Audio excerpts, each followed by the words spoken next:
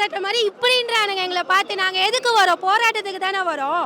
30-40 ஆண்டு திமுக கட்சி இருக்கிறாங்க இங்க. ஆனா நேத்து வந்த பசங்கன்னு சொல்றாங்களே எங்க அண்ணனை பார்த்து. ஏன் பயப்படுறானுங்க? 2026 நாங்க ஜெயிச்சிட போறோம்னு, எங்க 2026 நாங்க ஜெயிச்சிட போறோம்னு பயப்படுறாங்க. 30 வருஷமா இருக்கிறாங்கல்ல, அப்புறம் ஏன் பயப்படுறாங்க? ஏன் மக்களை தடுக்கிறாங்க போராட்டத்துக்கு வரதுக்கு? நீங்க என்ன பண்ணிக்கோங்க. 2026 நாங்க தான், டிவிக்கே தான். இது என்ன சட்டமோ அதுதான் செய்யணுமே தவிர மேலதிகாரிங்க பேச்சு கேட்டு அடுத்தவங்க உயிரை எடுக்கிறதுக்கு அவங்களுக்கு ரைட்ஸ் கிடையாது. அவங்க வீட்டில் ஒரு உயிர் போயிடுச்சுன்னா அவங்க கிட்ட நாங்கள் சாரி சொன்னா அவங்க எடுத்துப்பாங்களா? இப்போ நானே உங்களை ஏதோ பண்ணிட்டேன், சாரி தெரியாம பண்ணிட்டேன்னா என்னை விட்டுருவீங்களா?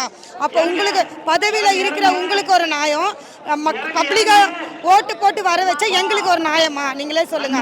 ஏன்னா இந்த 24 கொலைகளையும் இன்னும் யாரும் எதுக்கும் எடுத்து சரியாக பண்ணலை, சரிங்களா?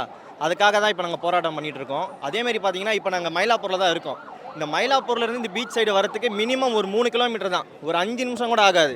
அதுக்கு எங்களை இப்படி போ அப்படி போ எல்லாம் இது பண்ணுங்க அப்படிக்கா வாங்கன்னு சொல்லிட்டு எங்களை ரொம்ப அலக்கழிச்சு எங்களை இது பண்ணாங்க.